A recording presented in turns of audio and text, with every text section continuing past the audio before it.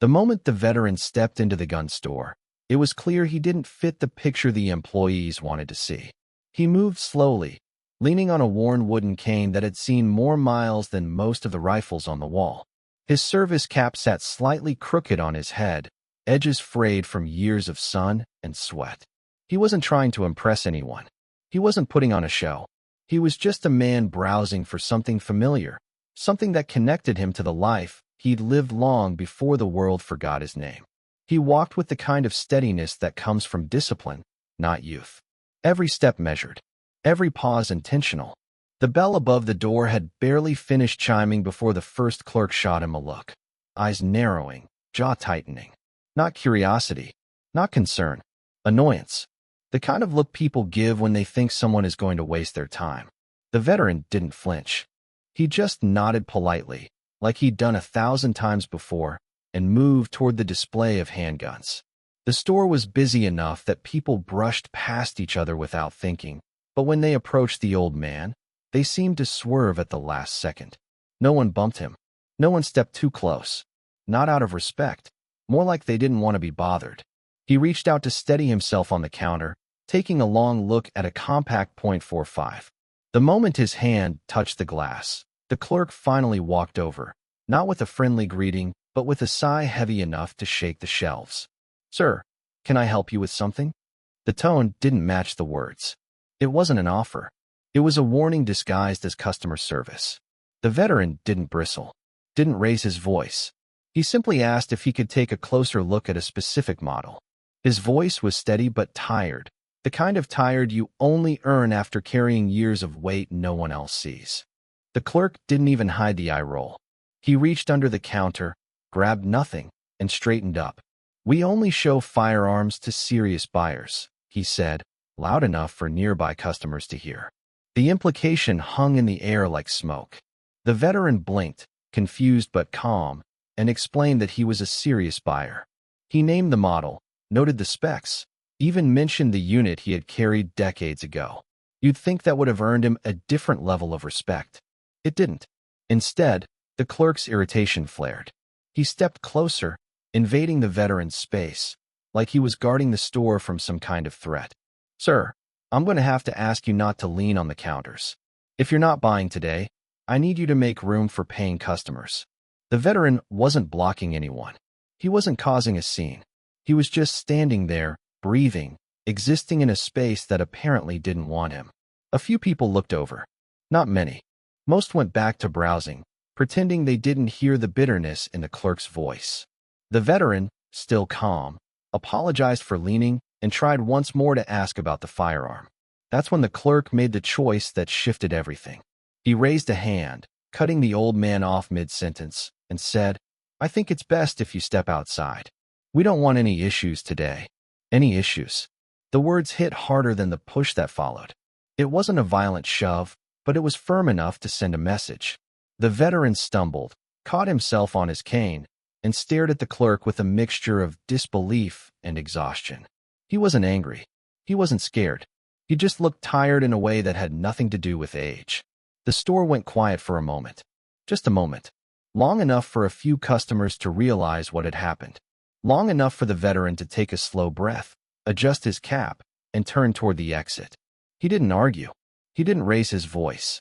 He didn't demand respect. He simply walked out the same way he had walked in, steady, calm, and alone. He pushed open the door, the bell chiming again, softer this time.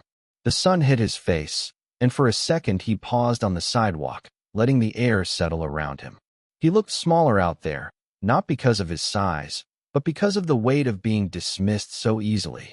He tightened his grip on the cane and started down the sidewalk, each step quiet, each movement heavy with the kind of silence that says more than anger ever could. The shift inside the store happened fast, but not fast enough to erase what everyone had just witnessed. The veteran's slow, steady walk toward the exit left a trail of unease behind it. People who had been focused on gear, ammunition, and weekend plans suddenly found themselves replaying the clerk's words in their heads. A few customers exchanged quick glances, the kind that say, "Did that really just happen?" But no one spoke. Not yet. The tension lingered like static in the air, waiting for someone to acknowledge it. The first person to react wasn't loud or dramatic. It was a young woman near the ammunition shelves. She turned her head sharply when she heard the clerk raise his voice, and when she saw the old man push toward the door, her face tightened.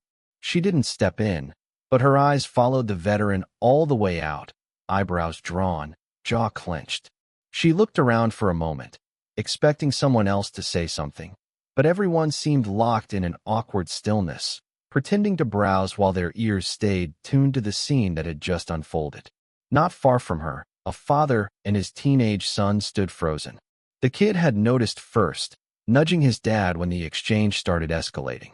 The father had whispered, "Just stay back," but now, watching the veteran disappear through the door, he exhaled sharply and shook his head. He didn't approve, that much was clear, but like many people in moments like this, he wasn't sure whether speaking up would help or make things worse. His son wasn't hiding his reaction, though, his arms crossed, foot tapping, eyes sharp with a young person's instinctive sense of fairness. Another customer, a retired cop judging by his posture and the badge outline faded on his wallet pocket, kept his eyes locked on the clerk. He hadn't intervened either, but not because he didn't want to. He had seen enough confrontations in his life to know when someone with authority, in this case, the store employee, was acting more out of ego than policy. He leaned on a counter and followed the veteran's path with his eyes until the door closed. His jaw flexed as if he were biting back words. His silence felt heavier than the others, like he was calculating the moment, waiting for the right angle to address it. Even the clerk seemed caught off guard by the reaction in the room. He tried to act like nothing out of the ordinary had happened, straightening a stack of brochures with a little too much force, avoiding eye contact with anyone. But he could feel the shift. The floor felt different now under his feet, like the building itself was judging him. He kept glancing at the door he'd practically forced the veteran through, as if expecting someone to walk back in and challenge him. A man near the counter, tall, quiet, wearing a plain hoodie, was the first to take a step, not toward the clerk, but toward the window. He watched the veteran outside, moving slowly down the sidewalk, cane tapping unevenly. The man's face hardened, not with anger but with disappointment. Deep, familiar disappointment. He turned back toward the store interior and took in the faces around him. No one was smiling. No one was shrugging it off. People had seen too much of this kind of treatment in too many places to pretend it was normal. In the back of the store, two friends whispered to each other. One of them, a big guy with a shaved head, muttered, "That was messed up." The other nodded but didn't move. Their whispering didn't hide the irritation in their voices. They weren't looking for trouble, but they recognized disrespect when it slapped someone in the face right in front of them. The moment that really shifted the room, though, came from an older woman standing near the rifles. Her hands were tight around a boxed cleaning kit she hadn't even realized she was gripping. She had served too, Air Force, years ago. Not that anyone there knew that. But watching the clerk dismiss a veteran hit her differently. She set the box back on the shelf with slow, deliberate care, like she needed her hands free to steady the anger rising in her chest. She took a deep breath, exhaled, and said under her breath, just loud enough for a few others to hear, "He didn't deserve that." Those words cracked the silence. Not in a riotous way, but in a way that loosened everyone's tongue a little. People began murmuring, not yelling, not causing a scene, just acknowledging the truth out loud. A few customers exchanged slow nods with one another. Some stepped away from the counters, giving themselves space to think. Others walked toward the front of the store, pretending to browse near the windows so they could check on the veteran outside. The clerk noticed all of this and stiffened. He hadn't expected the room to turn on him. His confidence faltered. His movements grew jerky, defensive. He muttered something about store policy, but no one responded. No one bought it. Everyone there knew the difference between policy and plain disrespect. What none of them realized yet was that this ripple of discomfort, this quiet shift in the atmosphere, this unspoken recognition of wrongdoing, was only the beginning. The veteran had just stepped into the sunlight when the SEALs walked up to the store. They weren't in uniform. They didn't need to be. Their presence carried the kind of quiet authority you don't learn from books or weekend tactical videos. It comes from years of doing hard things in places no one talks about. The team had planned on grabbing a few supplies before heading out to a training range. Nothing dramatic, just a routine stop. But as they approached the entrance, the sight of the old man struggling down the sidewalk caught their attention immediately. One of them, broad-shouldered, calm, and sharp-eyed, was the first to notice the veteran's unsteady steps. He slowed, hand instinctively reaching halfway out as if ready to help, then paused when he saw the veteran's posture. The man wasn't weak. He wasn't helpless. He was simply trying to walk off the sting of what had just happened inside. The SEAL scanned the area, eyes narrowing, reading the situation in seconds. Another team member, younger but just as switched on, recognized the cap the veteran was wearing. He could tell its age by the stitching, its story by the faded emblem. He stopped cold. "Hold up," he said quietly. The whole team paused. Their instincts synced instantly. They didn't know the old man, but they knew men like him. Men who had carried the weight long before they ever picked up theirs. The veteran didn't even see them at first. He was focused on keeping his steps steady, trying not to let frustration or embarrassment show on his face. But the SEALs saw it all anyway. They saw the slight tremble in his hand where he gripped the cane. They saw the rigid set of his shoulders, a posture that once meant strength but now tried desperately to hold in disappointment. They saw a man walk away from a place that should have welcomed him without hesitation. One of the SEALs, tall and quiet, stepped closer, his voice gentle. "Sir, you all right?" The veteran looked up, surprised but not defensive. He nodded, forcing a small smile. "I'm fine. Just needed some air." His voice tried to sound steady, but the team could hear the strain underneath. They didn't push him, didn't crowd him. They just stood with him for a moment, creating a small buffer of dignity where he had just lost some. But the real tell wasn't the veteran's expression. It was the sound that drifted through the slightly open door behind them. The clerk's muttering, loud enough to be heard outside. Something about wasting time and people who come in without buying. That was the spark. That was the moment the SEALs exchanged looks that didn't need words. These men trained to read a battlefield in seconds. Reading a disrespectful situation took even less time. The team lead glanced inside the store. He didn't barge in. He didn't puff his chest or raise his voice. He just watched. Through the glass, he could see customers clustered near the front, their faces carrying the leftover tension from the confrontation.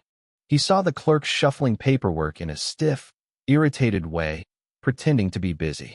He saw a space that felt wrong, like the respect that should have lived there had been ripped out and tossed on the sidewalk with the veteran.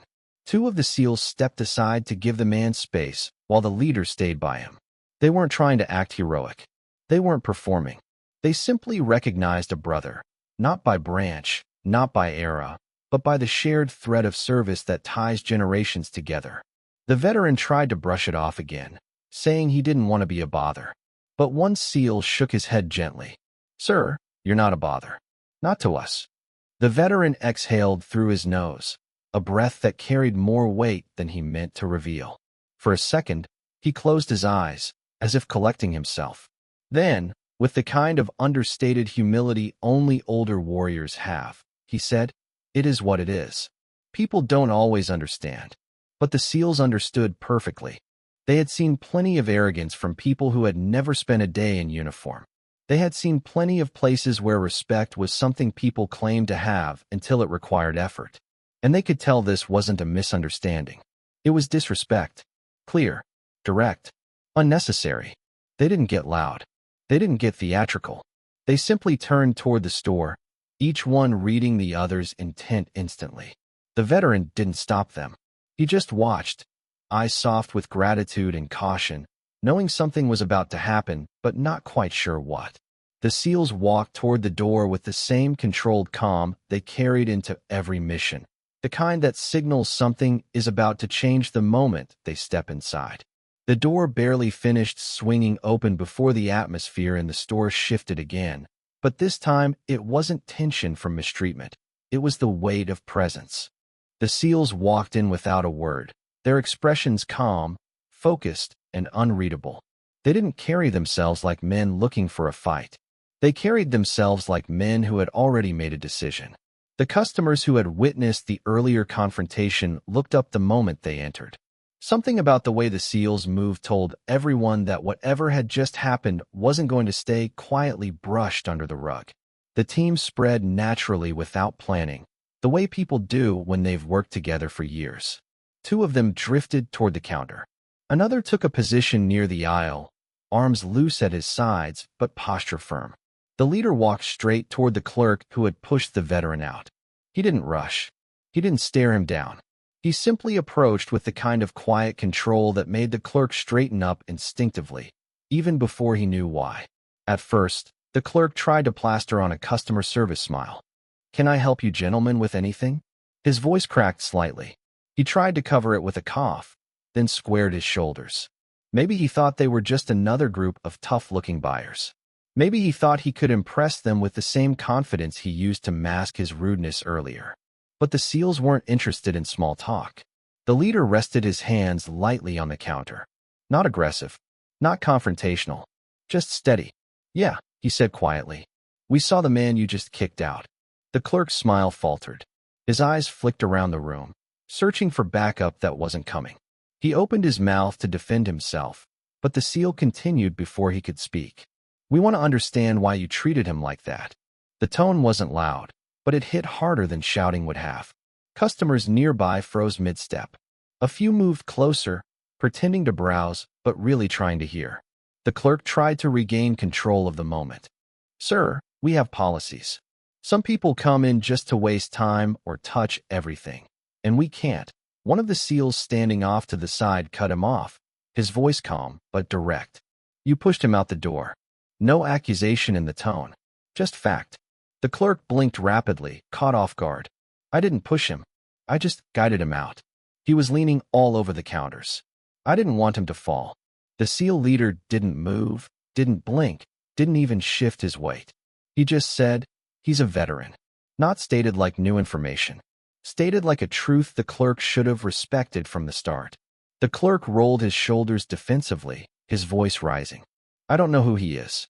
I don't have time to babysit people who come in here acting like."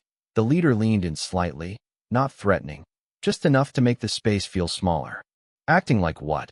The question hung in the air. Dense. Heavy. Waiting. The clerk's mouth opened, closed, opened again, searching for an escape route that didn't exist. The customers watched him struggle. One SEAL stepped closer and tapped the counter lightly. "You know what's crazy?" he said. "That man has seen more than every person in this room combined. He's earned every bit of respect you failed to give him." Another added, "He wasn't causing trouble. He was trying to buy something. He asked politely. He waited his turn. And you ran him out like he didn't belong here." The clerk's face flushed red. Anger. Embarrassment. Fear. A muddled mix that made him fidget with the paperwork again. "Look, I didn't mean anything by it. You guys are making this bigger than it is." The SEALs didn't raise their voices. They didn't crowd him. They didn't insult him. They simply dismantled every weak excuse he tried to build. "You embarrassed a man who served this country," the leader said quietly. "You don't have to like him, but you don't disrespect him under your roof." The clerk swallowed hard, but before he could reply, a customer from earlier spoke up from behind the ammo shelf. "He's right," she said. Her voice was steady. "You treated that man like trash." Another customer nodded, stepping forward. "We all saw it. It wasn't policy. It was attitude." The clerk's eyes darted around the room, realizing for the first time just how many people had been watching. His authority was slipping, not because the SEALs threatened him, but because the truth had finally found its volume. The SEALs didn't pile on. They didn't berate him. They paused, letting the weight of the room settle where it needed to. The leader finally spoke again, softer this time. "You owe that man respect. Bare minimum." Then he stepped back, not breaking eye contact, waiting to see whether the clerk would finally grasp the gravity of what he'd done. The entire store felt suspended in a moment, poised to turn the page. Word spread through the store faster than anyone expected. Customers who had been quietly watching the exchange between the SEALs and the clerk now felt something shift inside them, an internal line drawn between what they tolerated and what they stood for. It didn't matter if they knew the veteran personally. It didn't matter if they had served themselves. What mattered was the feeling that someone who had given so much had been treated like he was in the way. That feeling hit everyone differently, but it hit hard. The woman near the rifle aisle closed her eyes for a moment, steadying herself. She remembered her own father, a Vietnam veteran who once faced the same kind of dismissive treatment at a hardware store. She hadn't been old enough to stand up for him then, but she was old enough now. She moved toward the front of the store, her steps firm, her expression set with purpose. She didn't say anything yet. She didn't have to.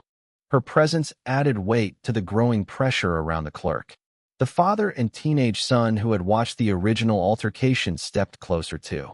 The dad put a hand on his son's shoulder, guiding him forward. Not to intimidate, not to escalate, but to show his kid something he wished he'd learned earlier. What it looks like when a community refuses to look away. The son's face reflected a blend of anger and pride, as if he finally understood what respect looked like when put into action rather than empty words. The retired cop from the back didn't take long to move either. He approached with a slow, purposeful stride, the kind that said he understood confrontation but didn't enjoy it. He positioned himself beside the SEALs, not as backup, they didn't need it, but as someone who knew the value of accountability. He folded his arms, watching the clerk with an unblinking stare that made excuses shrivel before they were spoken. Even the quiet man in the hoodie near the window stepped forward. He'd been the first to notice the veteran struggling outside. He wasn't loud, he wasn't big, but he stood with a seriousness that made the clerk look away. He nodded once to the SEALs, a silent agreement that what they were doing was right. People from every corner of the store began filling the space near the counter, forming an unspoken circle around the moment. No yelling, no chaos, just a crowd unified by a simple truth. Disrespect doesn't get a free pass. The clerk wasn't surrounded by hostility, he was surrounded by accountability. A kind he probably hadn't experienced before. The kind that didn't swing fists or shout threats, but stared you straight in the soul and asked who you chose to be under pressure.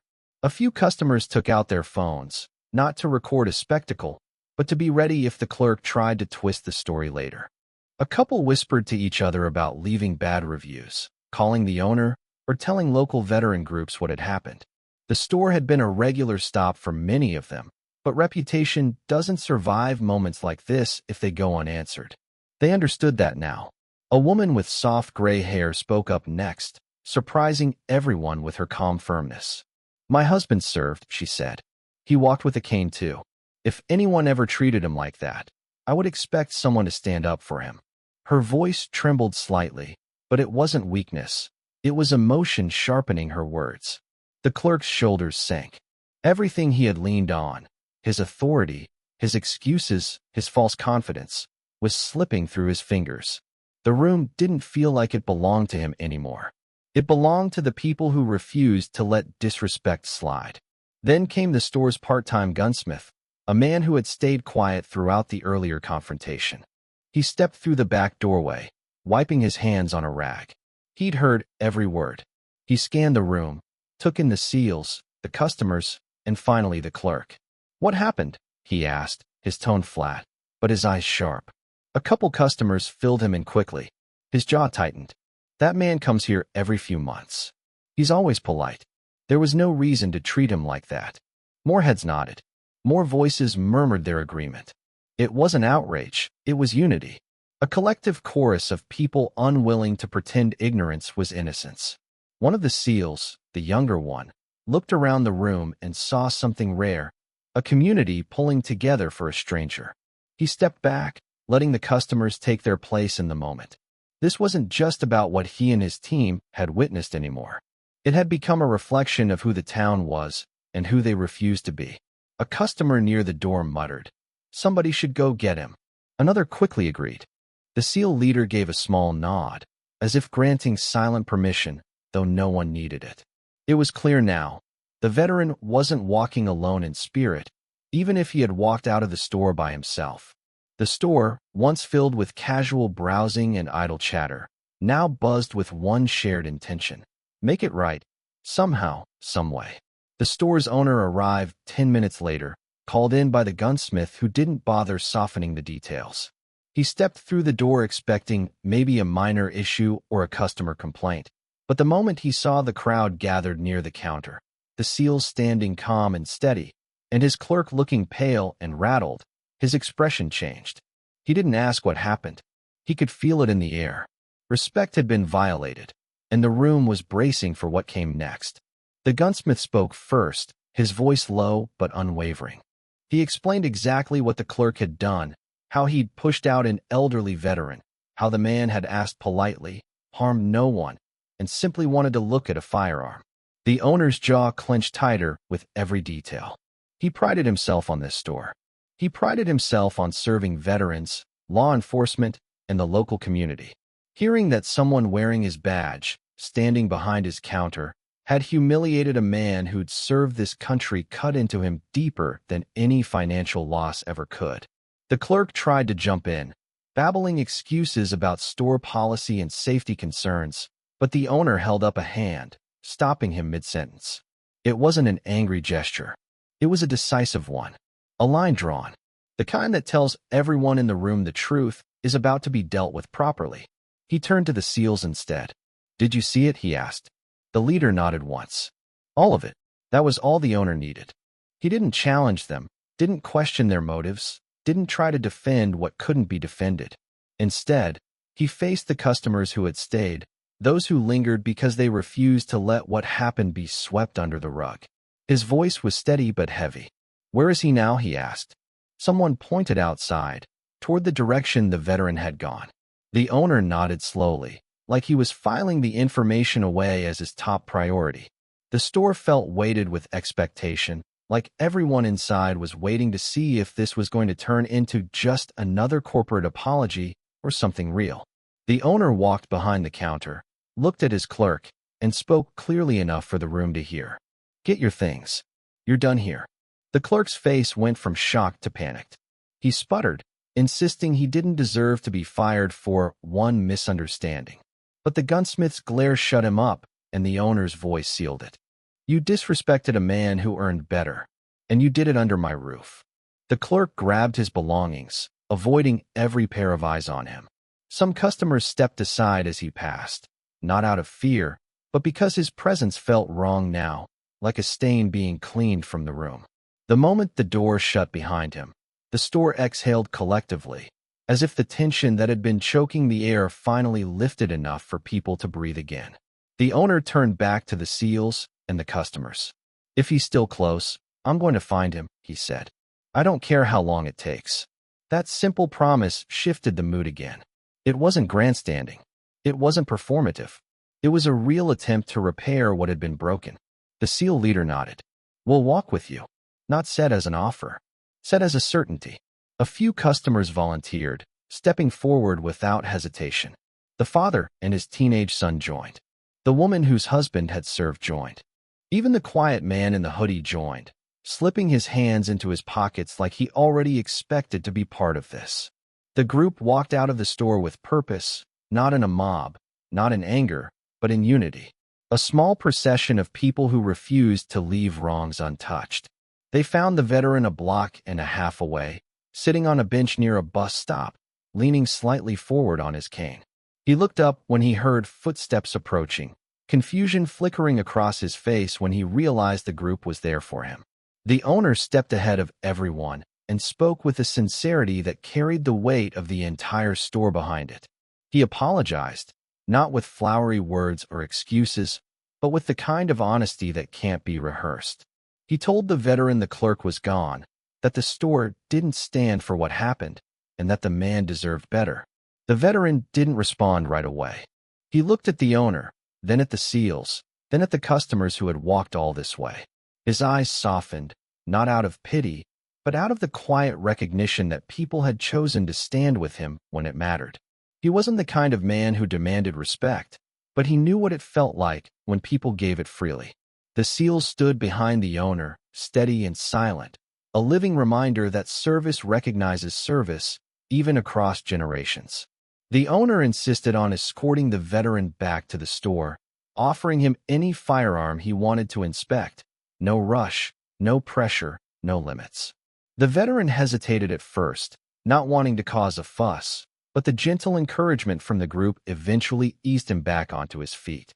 As they walked together, passing shop windows and late afternoon traffic, the community followed behind in quiet solidarity.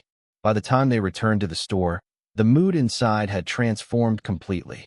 What had started as a moment of humiliation became a moment of collective integrity, a moment that reminded everyone who they were and what they valued. The store wasn't just a place to buy gear. It became a place that protected its own values in real time, with real consequences witnessed by real people.